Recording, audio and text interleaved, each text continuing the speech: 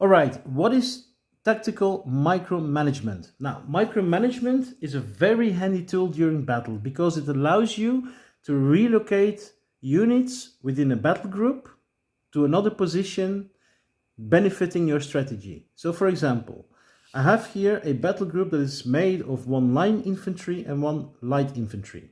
Yeah, the battle group is moved one operational zone to the desired direction. Yeah, and as we know, the light infantry can target units upon 2 engagement grids away.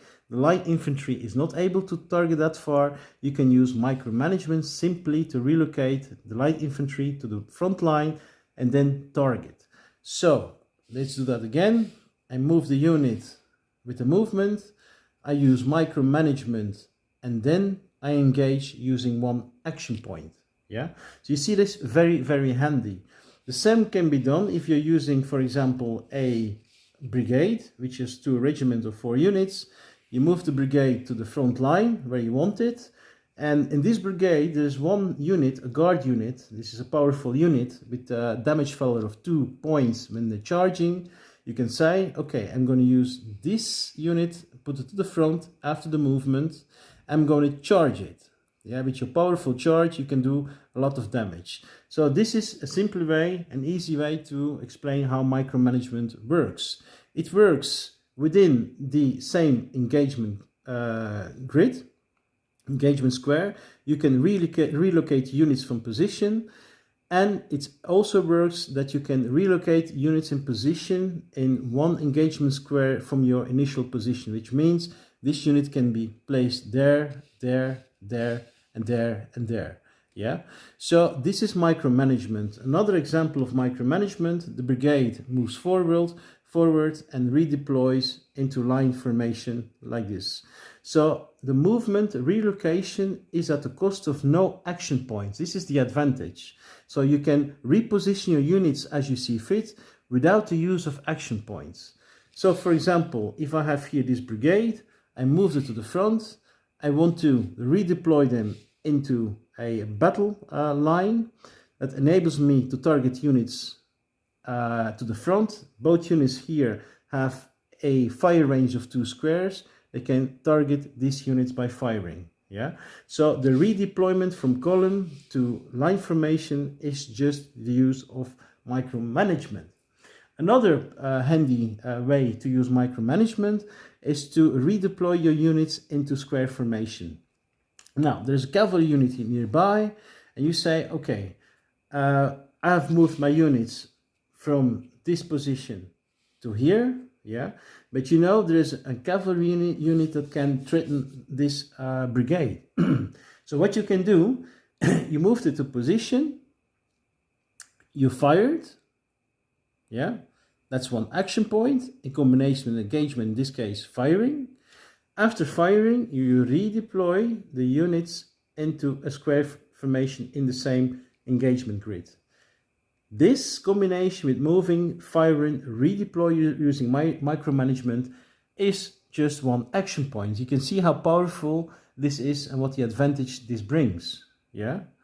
Okay, you can also make bigger squares. For example, if you have here a battle group and another battle group, and there is another battle group nearby of 2 units, for example, artillery unit and some other light infantry units, then that could be. So what you could do, you could say, okay, I have arrived here. I'm going to protect myself. I'm going to make a divisional square like this, like this, like this, like this, like this. Yeah. This unit I put here in reserve, and I keep my artillery here in protection of the artillery. Yeah, the artillery is still able to fire if used as howitzer. Obviously, it cannot fire using canister through other units, but it is also able to fire using long range. Yeah, so long range is possible to fire over units and as howitzers. So this is another example how you can use micromanagement in a defensive way. Yeah.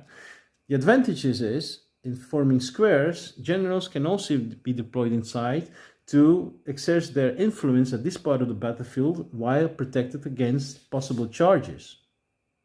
Yeah.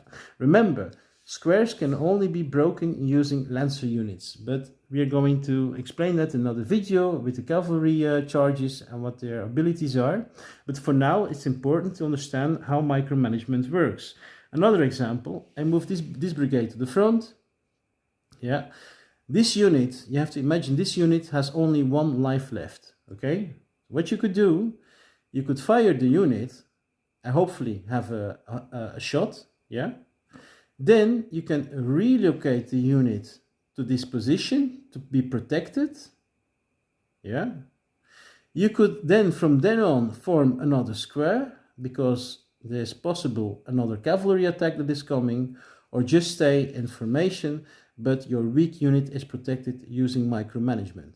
Important to know that micromanagement can be applied within the battle group in relocating position, but units can also be relocated to an adjacent square in any direction.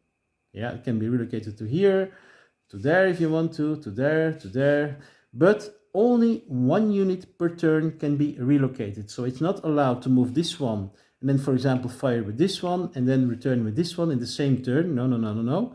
This one can only be used once per unit per turn. Remember, yeah. So micromanagement is very handy, powerful, and very efficient during battle because it allows you to reposition your army or troops or battle groups, and it allows you also to protect your units forming squares.